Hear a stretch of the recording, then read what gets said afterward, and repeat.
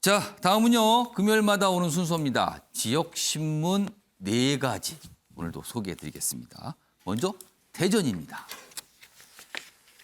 여기 보시면 첫 번째 기사가 광주로 갔네요. 먼저 여기 보면 진실은 녹슬지 않는다. 여기 보면 진도 팽목항과 목포신항 봄이 와도 봄이 아니었다. 세월호 8주기 얘기를 짓고 있습니다. 여기 보면 뭐 이 세월호 이 선체 모습도 있고요. 여기 보면 씻기지 못한 상처 뭐 이렇게 하면서 여러 가지 추모문도 있다. 이런 걸 다시 한번 기억을 좀 되살리고 있습니다. 자, 다음 신문 가겠습니다. 자, 여기 보시면 여기 이제 대전인데요. 성수기에도 대전 인력시장이 꽁꽁. 그렇죠. 지금 뭔가 좀 활기를 돋아야 되는 거 아닌가 하는데 어렵다는 거죠. 아래로 가면요. 우크라이나 사태로 건설 경기 급냉, 일감도 급감. 이렇게까지 없기는 처음이다. 구직자들의 한숨이 길어지고 있다. 이런 내용입니다. 다음은 강원 가보겠습니다.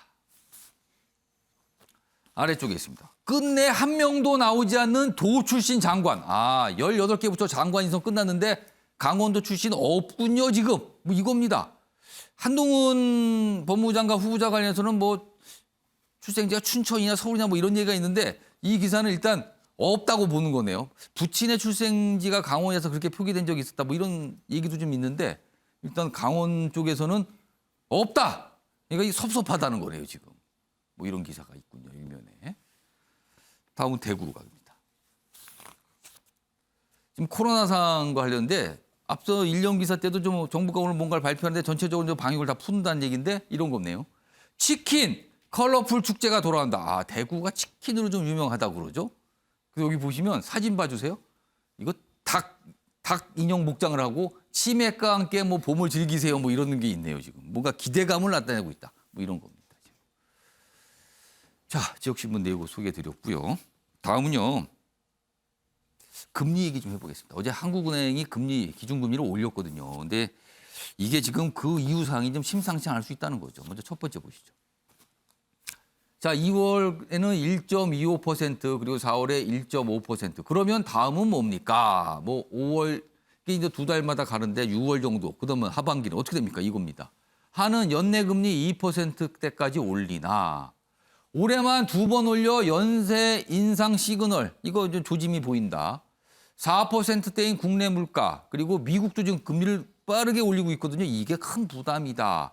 그리고 우리나라 미국이 금리 역전 우려 속에 선제 대응이다. 이렇게 돼 있어요. 자, 그럼요. 어제 주상영 한국은행 총재, 그러니까 뭐 직무대행 좀 하고 있거든요. 뭐 설명을 좀 했습니다. 들어보시죠. 네, 지난 2월 말 금통위 이후에 우크라이나 사태 등 대내외 경제금융 여건에 큰 변화가 발생했습니다.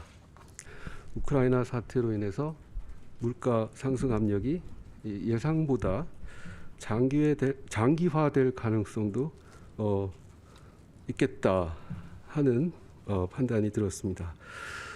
그래서 총재 공석임에도 불구하고 저희가 대응하지 않을 수 없었다. 이렇게. 자, 금통위 의장 직무대행입니다. 지금 어제 설명이었습니다. 기사 하나 더 보죠. 자, 앞서서 이 조선일보 기사 하나 준비된 게 있습니다. 그걸 좀 보여주세요. 자, 금리 얘기 전망을 한 게 있거든요. 이게 미국 금리하고 좀 관련돼 있는 건데 왜냐하면 앞으로 우리나라 금리가 여러 차례 더 올라갈 수 있다. 이거를 좀 전망한 내용이 많거든요. 근데 그게 미국 금리하고 좀 관련이 있다고 그러거든요. 자, 윤상한 위원님. 우리나라 금리 얘기를 하는데 미국 금리를 같이 설명을 하거든요. 이건 왜 그렇습니까?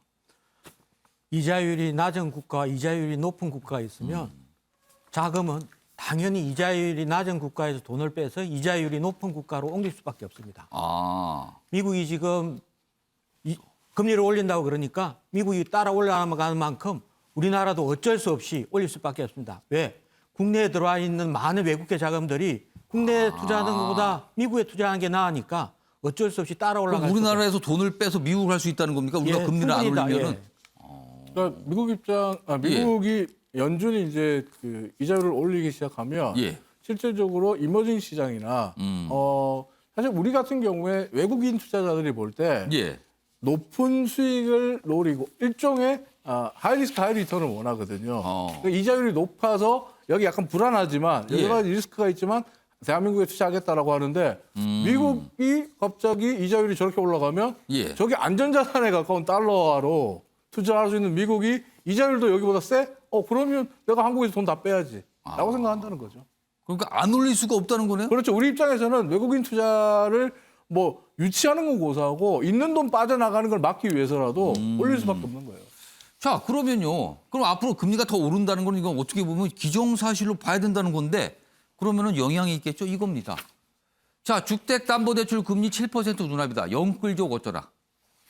영끌 통해서 집 사신 분들 이거 문제라는 거예요. 지금 장혜찬 단장. 이거 어떡합니까? 제가 그 영끌족이라서 손을 들었는데요. 아, 실감하십니까 지금? 네, 지난해 이제 집을 샀어요. 예. 그런데 뭐 집값이 오르진 않았고 고점에서 사서 예. 그냥 정말 출퇴근 편의성을 위해서 무리를 했는데 예. 이렇게 금리가 많이 오르니까 당연히 앞에 설명해 주신 것처럼 이 미국의 채권 금리 우리가 따라갈 수밖에 없지만 이게 대다수의 뭐 집 사신 분들, 주택 담보 대출하신 분들이 다 투기 때문에 집을 사거나 뭐 어마어마한 부자거나 그런 건 아니거든요. 그렇죠. 실거주분들이 많잖아요. 대부분은 실거주, 예. 일거주, 이제 1주택자라고 예, 예. 봐야 되죠. 그리고 지금도 현재 전세 살거나 월세 사시는 분 중에 내 집 마련이 대다수 서민 중산층의 꿈인 거잖아요. 예. 대한민국에서는.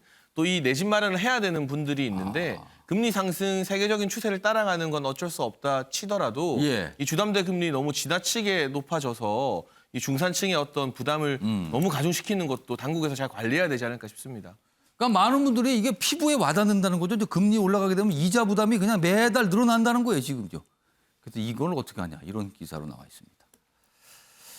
자, 아침의 매일경제 오늘은 여기서 마무리하겠습니다. 시청해 주신 여러분 고맙습니다.